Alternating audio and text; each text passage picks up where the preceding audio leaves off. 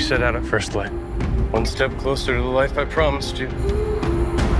Someday, this entire American continent will be ours. I really want to start with congratulations for both of you. I watched the whole series. Absolutely recommend. You guys did great work. Thanks, man. Thanks a lot. So one of the reasons I think the series works so well is that Peter wanted to shoot everything on location, and it feels like you're there. At what point of the shoot did both of you realize, or when did you realize what you were getting yourself into? Because none of this is soundstage. This is real shit. I mean, I knew from the moment I read it and I saw that Pete was directing it that it was going to be an adventure for sure. I think, I'm thinking of like his work like Lone Survivor and stuff, like watching, reading this part and seeing what an intense role it is, and then talking to Pete and him explaining what the process was going to be like. I knew it was going to be an adventure. I think working with Pete is kind of like a unique experience, that's unlike any other that any actor will ever experience. And he keeps you on your toes in a way that's in an adventure in the first place. But I mean, the part and the, knowing that Pete was going to direct it, that really made me realize it was going to be an adventure from the start. And it's one of the reasons I jumped in. Yeah, I concur with all that, Stephen. Dane said it. I know that when I got offered to play Brigham Young, being being a history major at university, I knew who he was, but not really, and Joseph Smith, but not really. So knowing that I had to delve into the reading and the this and the that to get into this guy was pretty fabulous. But Peter really, truly wanted to shoot this all outside. There's no sound stages. And for me, Fort Bridger, when I got to Fort Bridger, to see that, and it's to scale, and everything from the readings and from the journals that they did the study work on, that was exactly the size of Fort Bridger, and where the stables were, all true. So you can't help but get yourself into this part, and all of us to get into these parts to work with Peter in such a real surroundings. Yeah, that fort, that set is incredible. But Dane, I have an individual question for you. I can't imagine what it was like working with Howard Berger on that makeup, because people don't realize you're wearing that all the time, 24.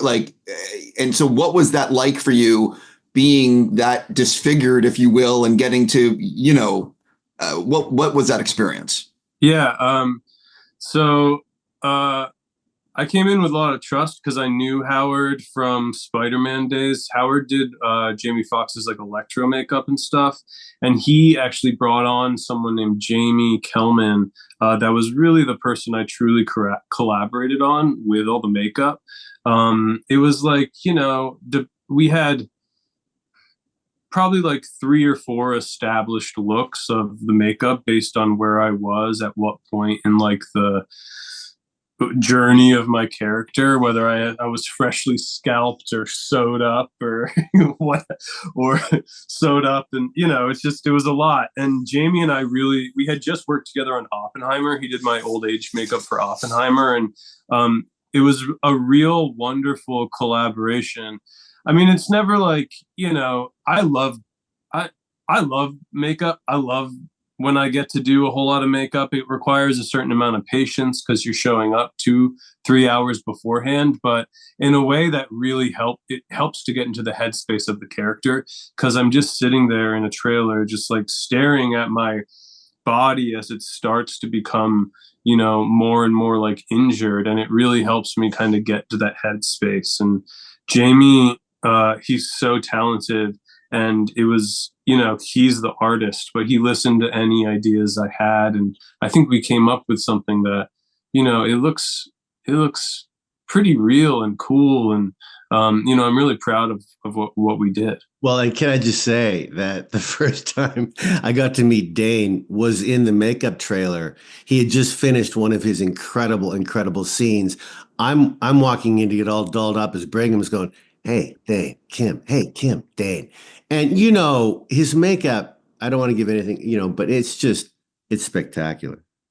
Oh, I 100% agree. And to have to wear that all day. on set is not pleasant. At least I wouldn't think it would be. But anyway, so it's not supposed to be pleasant, Steve. Right. Have you seen the show? Yes. Like I will say it definitely helps you. It's like a cheat code to getting into your character, because when you see yourself looking like that, you can't help but feel, anyway. But Kim, I have a question for you. I read that that you stayed in character from when you got to set to when you left. I don't know if that's true or not. But like, what is that like for you? Why is that important to maintain that headspace the whole time? Most of my characters, for me, all the movies I've done and the stage I've done, normally I work from the inside out for me. But for this guy, I really had to work from the outside in, meaning, what did he look like? He had blue eyes like me. His hair was crimson blonde, which I could dye. He couldn't grow facial hair, just mutton chops, until he was much older. He had a big barrel chest. Well, I kind of do too. So my point was, physically, I guess Peter knew what he was doing in offering me the part of Brigham Young. There's a couple of other parts I could have played in this, but I so happily said yes to this guy. But to get into his skin and his hair and his makeup and his brooch and the other things that I would wear as my costume, and get on my 17 hands high horse Phoenix, there was no time to talk about the New York Knicks. There was no time to really talk about anything other than being Governor Young. And Shea Wiggum and I, who most of my stuff is with, he stayed in it as well, and we had the best time. And Peter and Shea and I had the best time for our scenes.